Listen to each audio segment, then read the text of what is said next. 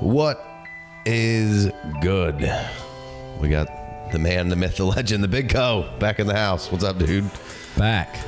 Enjoyed it last time. Couldn't wait to get back. Only waited 2 weeks this time. Need to make kind of a consistent bi-weekly effort here. That'd be nice.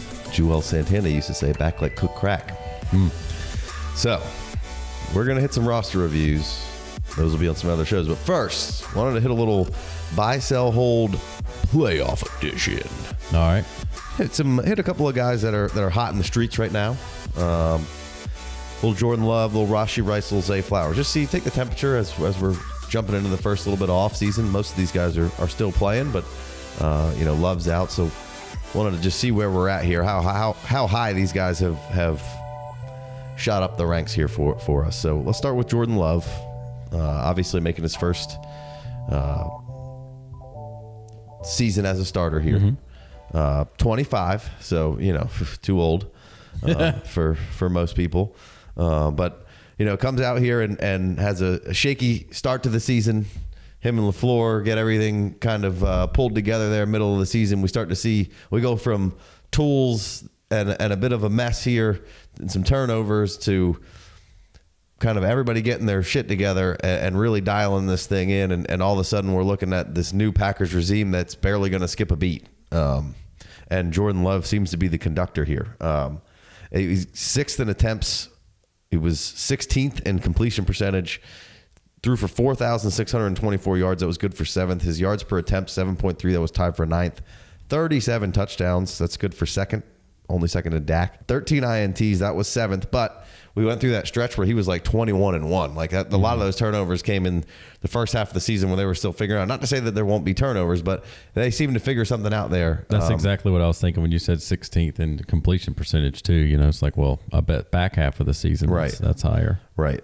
Big time throw rate was tied for ninth. His ADOT 8.4. That was good for fourth. QB 6 overall in fantasy points and 19.5 points per game. That was good for number 7th overall. So, obviously Jordan Love's went from a guy from being the QB that you could snag in the 10th round or so, ish, give or take who you were drafting with, right? Especially early on in the offseason, to a guy that is, seemingly probably not getting out of the second round in a super flex startup. We just did one. We're starting one up right now. We're going to be doing live mocks every Sunday, but for now we're going to do Mondays until the season's over because they just added rookies, so we're going to be doing that. Be sure to like, subscribe, comment below so you can join those or follow along. So Jordan Love, man, going around guys like Dak, Field, T-Law, Kyler, the two rookies, May and Daniels, Brock Purdy. We want to do a little buy, sell, hold. So you buy and sell and or hold in Jordan Love. When I take off and go for a second, look and see where he went on that mock that you're doing right now. Brand new Superflex startup mock. So obviously Jordan Love, stock up. Like you said, you got to get him 8th to 10th round last year. Now he's probably a second rounder. Stock up LaFleur play calling, stock up, even the last quarter of the season when everything was clicking for him, all of his receivers were taking turns in and out of the lineup. Not only did he show that improvement, he showed it with changes, pieces, and part. Wicks is in there crushing it 1 week. He's hurt. Jaden Reed's in there crushing it for a couple weeks. He's hurt. They switch places, bang, in and out. Christian Washington comes back for a very limited amount of time in the middle of the season, has a couple great games, bang, he's back out. And so end of the season barely does anything. End of the season, a decoy at best, right? And then Musgrave's in there at the beginning of the season looking good. He's hurt. Tucker Kraft comes in there. He's doing well. So like they got their whole team is full of first and second year players. Youngest team in the league, youngest team in the playoffs.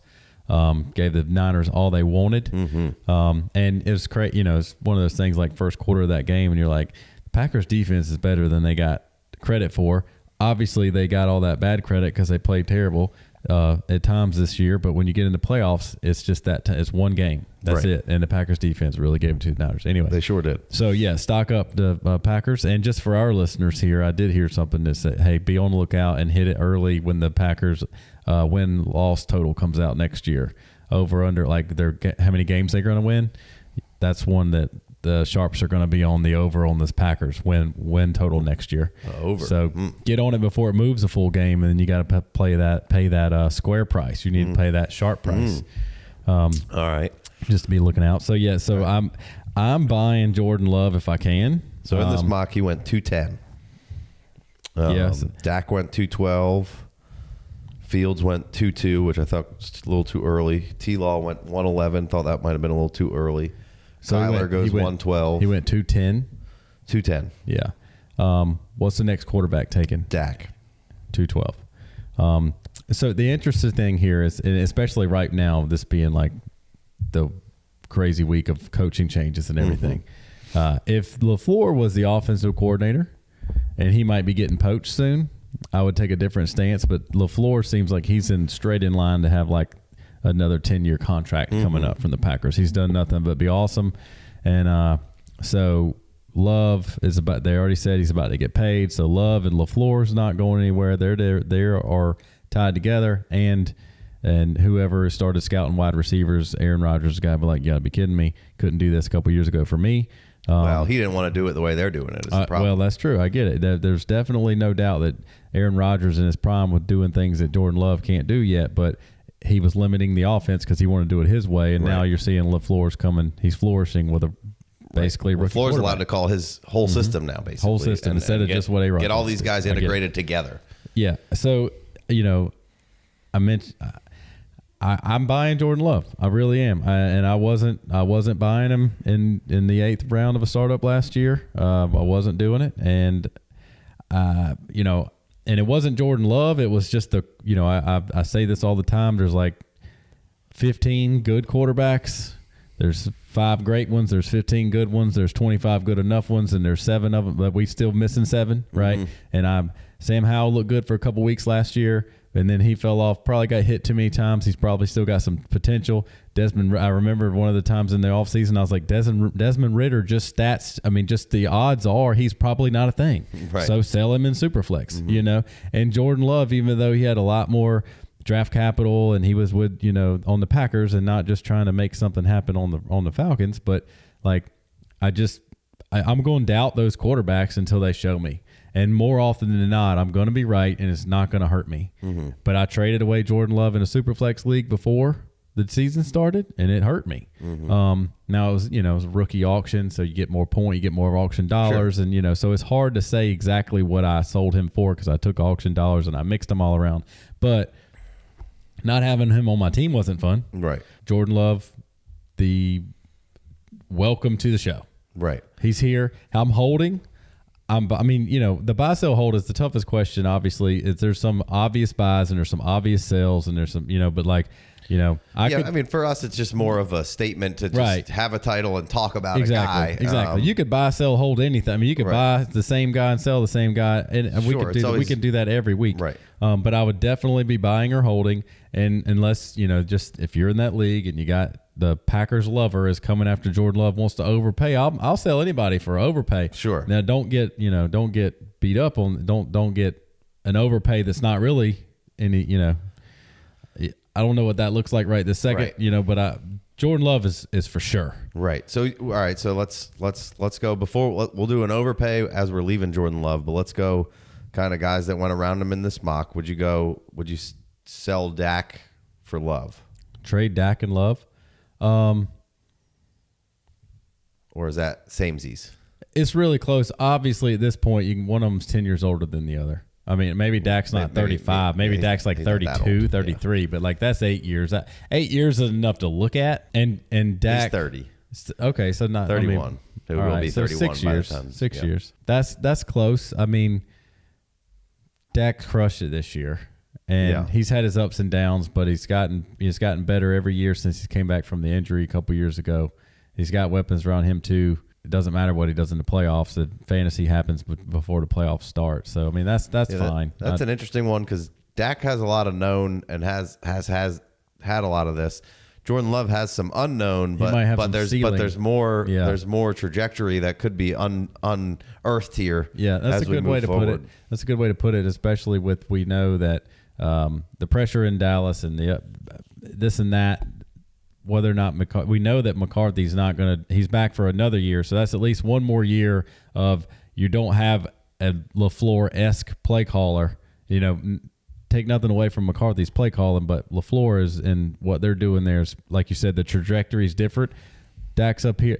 That would be a really cool, potential example of a Dak, Prescott, Jordan Love. If you're selling Love for Dak plus potentially in your league, because you can't, you don't need to be playing for 6 years from now. Of course, Dak's older than Jordan Love, but Dak's younger than I was giving him credit for just now. So it's like I tried to put him at 35 for a second. Okay, all right. Well, he's not that old. And then I immediately knew he wasn't 35, but I thought he was older than 31. So I mean, if you can get a decent player, or a draft pick that's worth something, 3-3 is not going to get it done.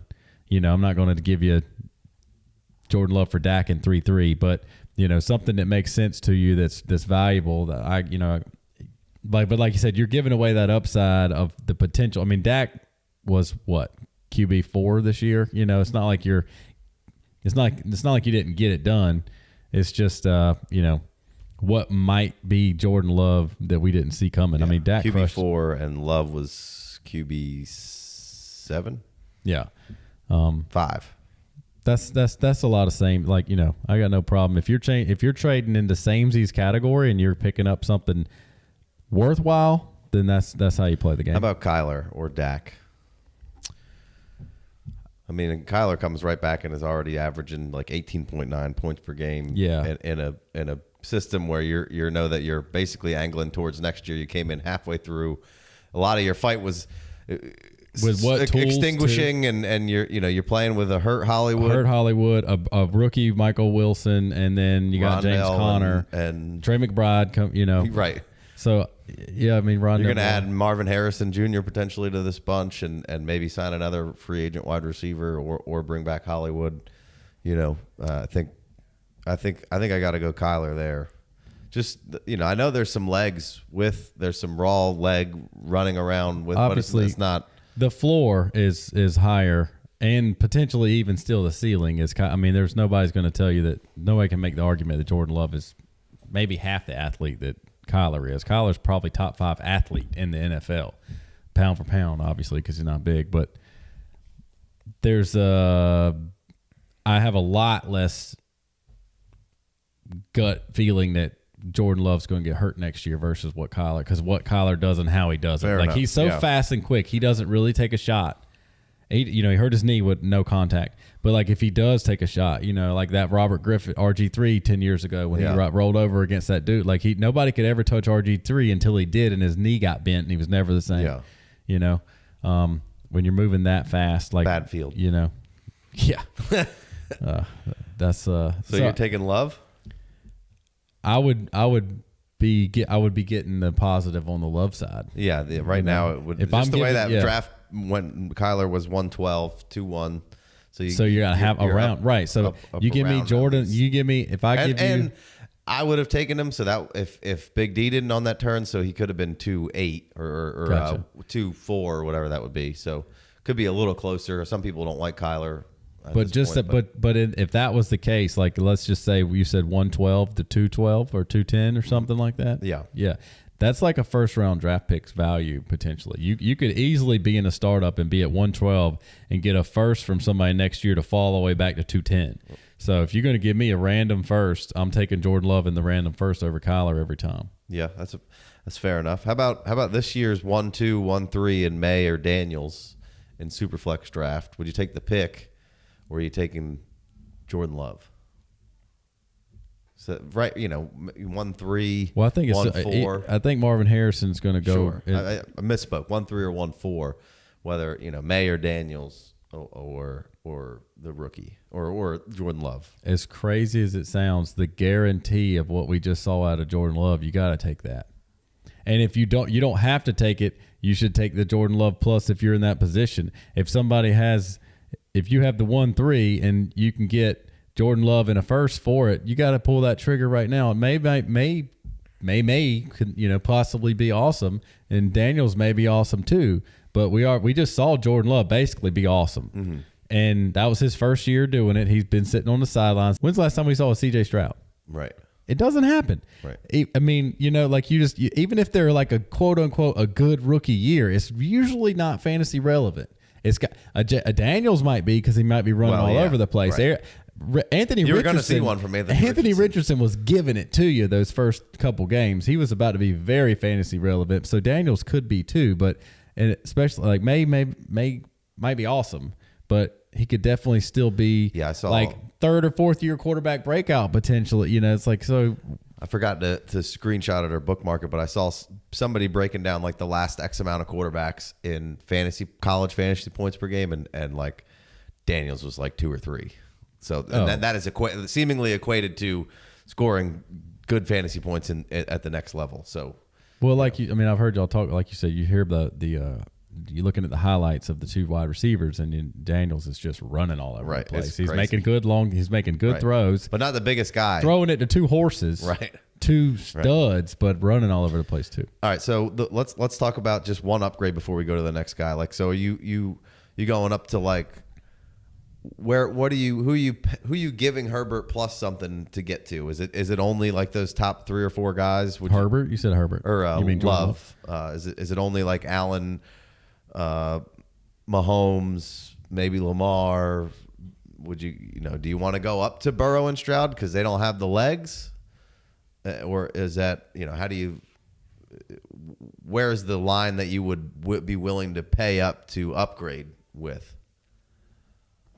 It's just dependent. I would poke around, but that's the interesting thing is. And I said this when I was here going from Herbert down to Love, like the way it's set up, and let's say the Packers defense is a long way away from being the Ravens defense, but they're not awful as bad as they looked either. Like for some parts of the season, and you can almost spend every draft pick you want on your defense this True. year. Well, yeah, give me some more. Give me some O-line while you're at it. You got a young quarter. You've got to never can have too many offensive line. Offensive line and defense. That's all you need to draft. But like their defense is good enough because you don't want to be like. I just feel like Love's points per game next year could be as good as anybody. I'm not putting obviously not Josh Allen and Jalen Hurts running in 2 touchdowns a game and Anthony Richardson. It's a stretch to get to the 23, 24 points per game threshold without having substantial rushing touchdowns, essentially. Right. Which is why I like Kyler. But yeah, that's true. You have to check. You have to check and kick those tires. Yeah. To see what it costs to move up. But I think there's probably not enough. You're probably going to pay more now than you would have to. I'm just like week 2, and Jordan Love is a top 5 points per game quarterback.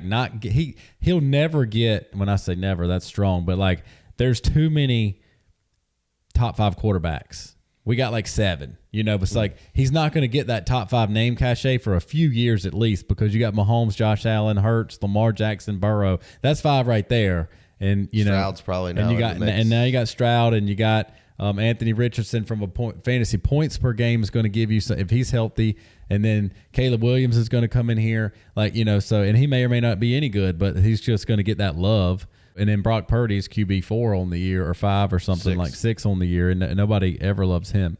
If you want to go from Love up, and that probably relates right back to selling him too, but like because I just feel like week 1 or 2, now you think about. I can't remember who I said this about last year, but the confidence he's got now. Mm-hmm. And now all that doubt, even that they lost the San Fran game, he played really, really well. And he played fine. He made some good throws. He played really, really well on that main stage. Yeah. He played great in the Dallas game. He played okay in the Niners game. He played perfect against Dallas. Great. I mean, so like you go into off season. There's no more Aaron Rodgers hangover. Yeah. Now, you got all these young receivers that they can't wait to get back and throw. There's no reason to look behind you anymore. It's full throttle, full speed ahead. Are we yanking this guy with the cane and drafting somebody else? Or exactly. So there is no. Yeah, I guess one of the things that really hurt me with Jordan Love last year was that deal that Packers did with him because it wasn't. I like that. But there was somebody out there that's like if you look at the money in it, it was actually like less of a guarantee than this. So it was almost like, hey, they were just making sure that they could get out, and I can't really. It's been a year, but like it was basically, But that's how they should be structured for those no guys, doubt, absolutely. It's talk to the Giants, but the thing about it is like he's been there for 3 years, so if that's the way they wanted to treat it, I took out. I want to be like, all right, well, I'm not gambling with my fantasy roster. I'm moving that equity and I'm switching it around. And obviously, well, you at least I looked at it. They had leverage because he didn't come out in his starts and play lights out, and so it's like, hey, we don't have to do this. Like I looked at it the other way as like, hey, we got leverage. We can kind of see what we got before we do anything crazy and give him a bunch of money. So well, they're about to give him a bunch of money, and and next year in the first couple weeks of the season, it will be cheaper to go from him to a Burrow and from him to a Lamar, from him to a Josh Allen than it would be right now. So I'd wait if I was selling him up. Gotcha. All right, let's keep it moving here. Let's go Rashee Rice. Buy, sell, hold playoff edition. You know, he's 23 years old. PFF had him at receiver grade, wide receiver 11, 13 points per game. But then this stretch, he's wide receiver 21 on the year in overall points. The stretch from week 12 to week 17, 18.5 points per game. So really took people to the playoffs, got people through the playoffs, went from a guy who was like, hey, he could pretty much get you 10 to a guy who was, you know, damn near getting you 20 through a stretch. He was 29th in targets, 18th in receptions with 91, 1,100 yards. That's good for 20th, 8 TDs, tied for 9th. His yak, he's number one yak in the league. Didn't see that coming. I knew there was a lot of good yak there because that's, you know, that's what he does well. But then his yak per reception, 8.5. He's number 2, only second to Deebo Samuel. Yards per route run, 2.48. That's 10th overall. Only 3 drops credited from PFF on the year. While drops aren't a stat that is particularly sticky, whether or not somebody's good or not, the Chiefs have had a fucking shit ton of drop problems. And to know that you have a fairly reliable target over there in Rashee Rice for Patrick Mahomes, I think is huge. Oh, it's huge. More missed tackles forced, 14. That's good for 13th overall. And then 54 first downs he accounted for. That's good for 18th overall. So all positive numbers with Rashee Rice coming off of a very productive season. Now, here's the buy, sell, hold part for me. If you're reading me all those, I'm saying, oh, fuck, whoa, why would I do any selling? But, you know, I can't think of a situation where there's like the Chiefs don't bring in one almost for sure guy that's going to be good, you know, at this point, you know, whether it's a Mike Evans or it's, you know, I don't know where they're at salary cap wise, but it's the NFL. They're a smart, they're a smart team. They could figure it out. Oh yeah. They always do. Right. Somebody will take a little less and give them a bonus and, you know, you'll figure it out. And I can't see any reason how you don't, their defense is humming. They don't really need to go heavy defense and draft. Like, how do you not draft 2 wide receivers in this draft? One of them probably being a high draft pick. So and copy off the Packers paper. Right. You know, just hammer a couple and then draft 2 more late and see if you can get something out of those guys. I can't, you have this all world quarterback who is on pace to just be absolutely shatter Brady's everything and very, very quickly. And you're making him play right now with kind of almost one hand tied behind his back with an aging Kelsey and basically Rashee Rice, who you barely wanted to play the first half of the season. So I guess my thoughts are is should you be selling kind of high for the, you know, obviously he's getting now national run. You're seeing him game after game. He's getting talked about how good he is. I'm just kind of looking to the future as, you know, some people looked at Amon-Ra St. Brown as a sell because you brought in Gibbs, you brought in Laporta. Didn't matter. Nope. Still scored 20 points per game. I just don't know if Rice is maybe. I'm unsure if he is or isn't. I think if I had him in everywhere, I would probably try to maybe sell 50%. And I'm only selling to go up, not to go middle or down. Yeah. So, what are your thoughts, Rashee Rice? And we'll try to get through these 2 a little quicker than Love. Very strong buy. Very strong buy. Very strong buy. Okay. I'd love to. Should have made a trade with you before I came over here tonight. Very, very strong buy. Kelsey ain't getting any younger. I know we've said that 6 years running. He's 34. He didn't look any younger at 30. He's been the exact same guy. He's not getting any younger. All the other wide receivers suck. Getting that billionaire wife. Got that billionaire cha-cha. Just all the other wide receivers suck. And the funny thing you just mentioned about salary cap and the Chiefs are smart and they can make it work out. Like 3 weeks ago, I heard somebody say, and the Cowboy and the Chiefs are paying for it now. They should have got DeAndre Hopkins. It really wasn't that much money, but they wanted to let their young wide receivers play and develop and not have a ball hog like Hopkins dominate the offense. And, you know, nobody had the Chiefs going to the AFC Championship game. Here we are. It is what it is. and they've gotten far enough in the season now. It's like everybody can forget that they didn't get Hopkins on the cheap, and it actually long term paid off because they developed the wide receiver they needed. All the other ones, I don't know whatever's going to happen with Sky Moore. At this point, I bet you Tony's not even hurt. They're just inacting him. They're just keeping him off the field. They're not even letting him be active, so he's not even out there making mistakes, costing them games. Like, we don't even need his upside. We can't deal with the downside. Tony's on the sidelines without a helmet. Sky Moore, whatever. He may be good. He may not be. They don't have the. Rashee Rice is here to stay. Rashee Rice has been so good. There's no way you can somebody in the offseason is going to be sitting around talking to the general manager, Andy Reid, and Patrick Mahomes aren't going to be like, Rashee Rice is on the field 100% of snaps next year. 100%. So you can bring in a T. Higgins if you want to. Travis Kelce, he may continue to get those targets. He's doing a little less with them. They're bouncing off his hands. They never were. Maybe he's thinking about Taylor. Maybe he's not. Like, he's still 34, Bo. Maybe can he go to 38 like Tony Gonzalez did? Jeez, I don't know.Maybe, but he doesn't strike me as somebody who wants to. Like, he's got other options, right? But he's also chasing history now because he's like top 3 all time in a lot of stats. So like, if you can keep going. And he could walk away. They might win this year. Might walk away, but I doubt it. So even with Kelce here, and even with they definitely should be drafting 2 wide receivers. They should be trying to say, if you got Patrick Mahomes, you need to be doing.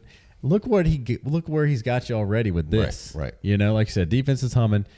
I expect them to bring in more wide receivers. They should, and they'd be dumb if they don't. Right. But Rashee Rice didn't go anywhere. The confidence and just getting here. Nobody expects them to go. They're going to go into Baltimore and probably play well against a ridiculously good defense that's hitting its stride. And the defense matches up really good against the Chiefs' offensive weapons outside of Mahomes. Nobody matches up with Mahomes well. Right. They're gonna match up well with Rashee Rice and Travis Kelce because they don't have the quote unquote, they don't have the Tyreek Hill to beat any defense you want. That Ravens defense, I bet the Chiefs plus 3.5 today for a few bucks, but I feel like the Ravens defense could pound on the Chiefs, but somehow, some way, Mahomes is going to be Mahomes and do what he does. Sure. So even if they get wiped out by the Ravens on Sunday, it's been the ascendance of Rashee Rice in the last 5, 6, 8 weeks has been amazing, and to see him come into and be the guy in the playoffs has been all you could ever ask for out of Rashee Rice if you're a fantasy team. So I'm not selling him at all.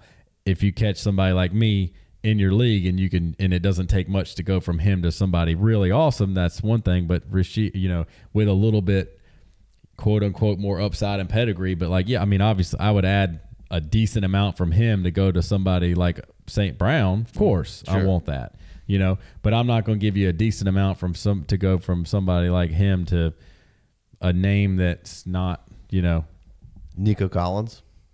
I like me some Nico Collins, but that's samey for me right now. Rashee Pretty much Rice, the same. Yeah, I drafted Rashee Rice at 2.7, and I traded for Nico Collins in an FFPC league this year, and I love having both of those guys on my team.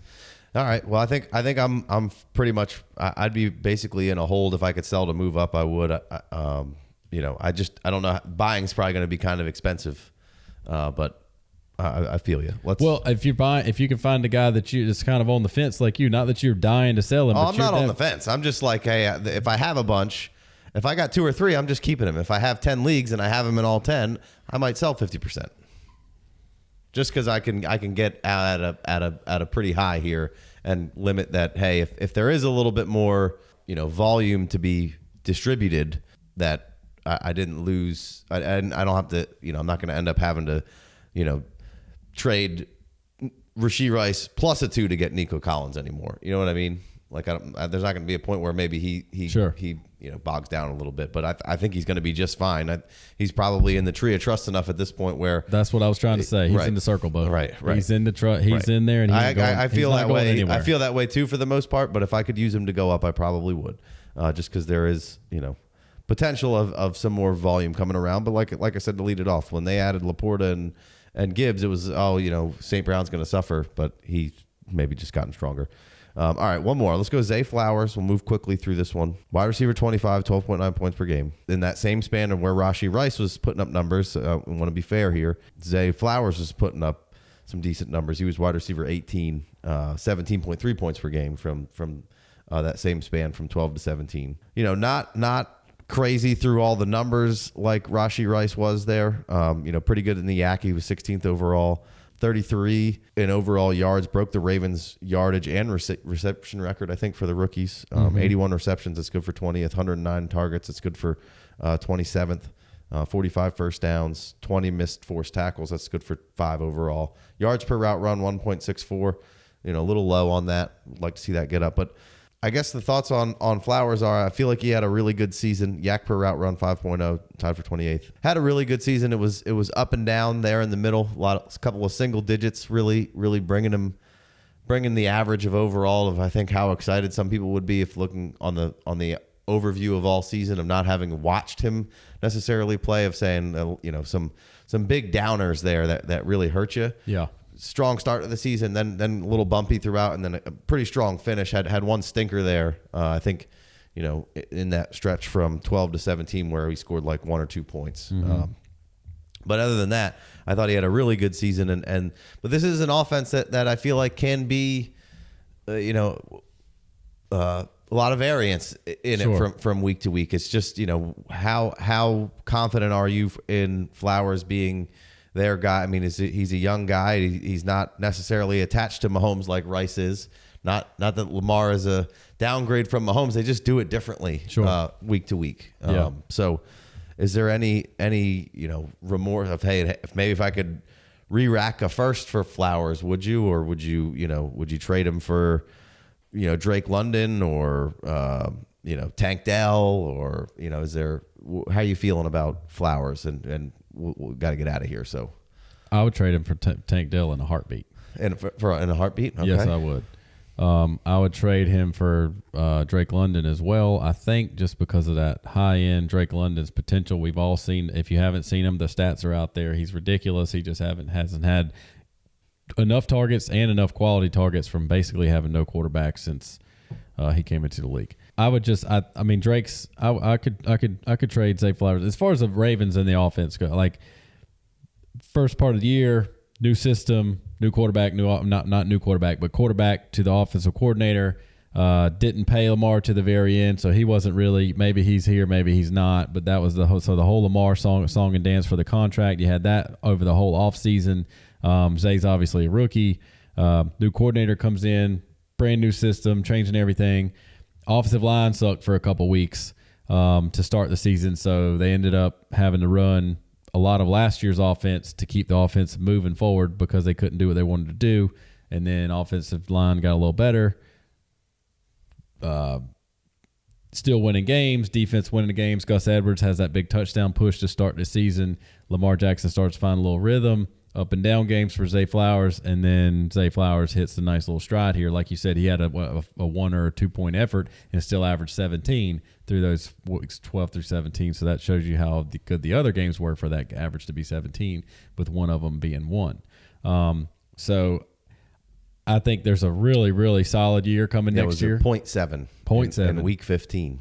I think there's a really solid year coming for Zay Flowers next year. Why wouldn't you?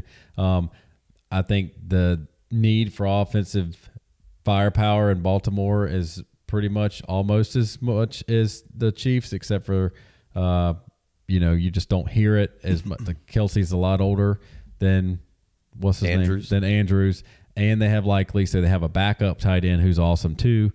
Odell's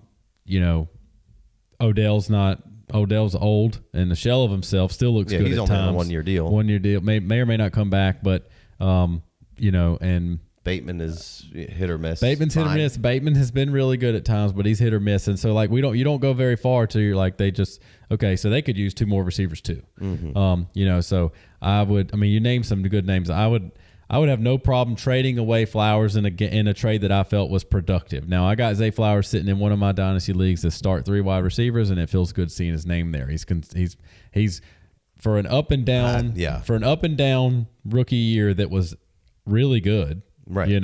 Total points, wide receiver 29. And that, take it, 25.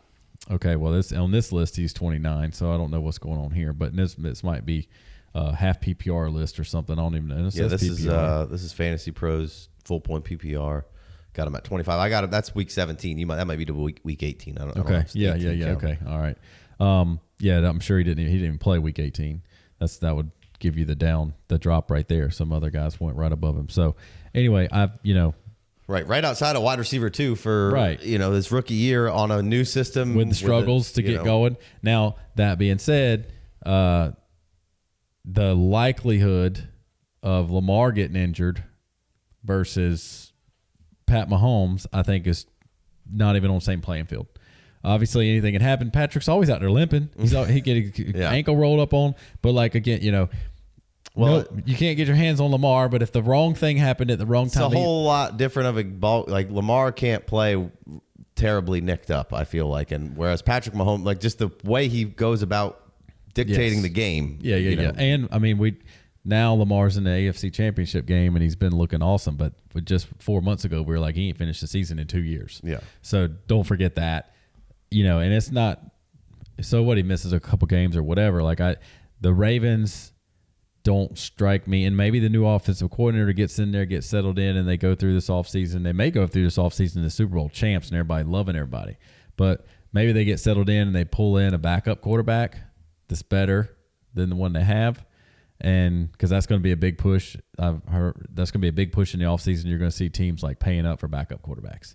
And somebody like the Ravens, like you see what they win when Lamar's in the lineup and they lose when he's out of the lineup. Yeah. Okay. What is that telling you? Obviously, Lamar's irreplaceable, and we all know that because there's nobody like Lamar. But you could definitely get a backup that's worth having. Yeah. So Lamar gets hurt. Zay Flowers has the potential to score on a weekly basis. I feel drops more than a Rashee Rice and what Andy Reid may be able to do with a backup quarterback. Now, what is it, Todd Monken? Mm-hmm. Or, maybe Todd Monken makes us feel different about him in the next year or two. Zay Flowers a lot more sellable for me than Rashee Rice. I could be down with that. I think, and I could look stupid. I could look very foolish in a year for saying that. It's just that's mostly accurate. I think Rice has certainly jumped him in overall rankings and tiers and where he goes. I mean, right now in this draft, Flowers just went like in the 6th round, I think. Tank Dell and just went kind of right 5'8", and then Tank Dell went right after him. So, we're right there. But then in this particular draft, Rashee Rice went after both of those guys, but I don't think that's realistic. I think he might have just been buried in the new sleeper ADP. And I think Rice should for sure go before those guys. Jaden Reed went at 6'5" after Flowers. Would you rather have Jaden Reed or Zay Flowers? Because I'm probably Zay Flowers. I'm probably buying Zay Flowers. If it's down far enough or holding. I don't think I'm necessarily selling. Tank Dell, I think we're kind of even, and if I'm fine with Tank Dell saying I'm going over to Tank Dell if we're even kind of in a ranking of how I think the overall outcome can be. But you feel better week in, week out. I think with Stroud, being able to conduct a little passing offense, right, downfield vertical. And I don't want to slight Lamar because I think he's an awesome player of what he does. There's none like him, but like the volatility isn't quite there as much as far as points, fantasy receiving points per game for your wide receiver. It's well said. Like the Ravens don't need Lamar Jackson to be throwing 30 yards down the field to win ball games, right? And they certainly don't care about fantasy football. They're trying to win ball games, and they can, and they have, and they will continue to do so as long as a couple pieces on the team are healthy. Like the offense that all of a sudden showed up in Houston this year with a rookie head coach, a rookie quarterback, and rookie OC, like all these guys. I mean, it was magic. Yeah. And then rookie wide receiver, and then Nico Collins, 3rd-year breakout. Like the ability for Stroud to put the ball 30 yards down the field consistently. The willingness, I think, is more. Well, Jameis Winston is willing too. Sure, but he produced fantasy points. It just wasn't good for wins. But he also produced fantasy points for defense too. Sure. He got a lot of fantasy points because he gave up 21 to the other team, taking it back. There's going to be a lot less games where C.J. Stroud attempts 21 passes and wins than Lamar Jackson. Lamar Jackson can attempt 21 passes every week and win by 30. Yeah. You know what I mean? Yeah. Right. Yeah. So, and the Texans want to get there too. Right. But what Stroud went out there and showed you in his first year was, like you said, not only the willingness but the execution. Yeah, and it was impressive. And it's not to say that I think Zay Flowers is a problem. He can separate, and once they dial that in and him and Lamar get on another page, I think he's ridiculous. I think he's he can, a problem. He can operate on every level of the field and do a lot of different things. But I think, and I know we got to go, but here's the biggest. Right, then we're what getting you out said. You said you're probably buying, and I'm buying Rashee Rice from you because you were on the fence, and you're buying Zay Flowers from me because I'm even able to sell him. Like, that's how you play this game. Yeah. Like, you don't need to go sell Zay Flowers. The last thing you need to do is put Zay Flowers on your trade block. Yeah. Like, that's not how this works. Right. If you want to trade Zay Flowers, if your team's a dumpster fire, you got no assets. Maybe you throw him on the right. If he's the only good player you got, but like if you're listening to this and you're really into Dynasty, you're really trying to get better and really trying to figure out how to make this work, then you talk to somebody. You reach out, you text Casey, hey man, I'm itching for a trade. Let's get something done. Don't tell him you want to give him Zay Flowers. Yeah, that's not how it works. You're like, hey man, I'm looking at this on your guy. Which guys? Oh, you want Zay Flowers? I'm not trying to trade you Zay Flowers, but let me think about it. Let me see what I got going on. Like, you're not being like, hey man, what were you giving me for Zay Flowers? Whatever it was going to give you, it just went down. Right. Because you just called him and said, what were you giving me for Zay Flowers? Yeah. Like, so that's not how, if you're selling for Zay Flowers, the last thing you're doing is trying to sell him. I'm selling him. Come get him. He's up for sale. So you're not, if you're like, all right, I got Zay Flowers, I want to try to make a move, you just reach out and start a nice little easy conversation. And the best thing to do is try to say, hey, I want this guy. It's like, hey, I'm Casey, let me get Rashee Rice. And Casey, it's like, all right, well, what you give me for him? You can't say Zay Flowers. Right. You gotta start low. Yeah. And then you got to make it seem like he drugged you up. Let him ask you for Zay. He pulled you to Zay Flowers. Zay available? Sure, send it over. Yeah. All right, we're going to get out of here. We'll buy, sell, hold, playoff edition. Just want to gauge some temperatures on some guys. Me and Big D just did some rookie wide receiver rankings. Make sure you go check those out. Be sure to like, subscribe, comment below. We got a Patreon $5 holler. We got a Discord, about to go do some roster reviews. Those are all patrons. So very much appreciate you guys, and we will catch you on the next one. Peace.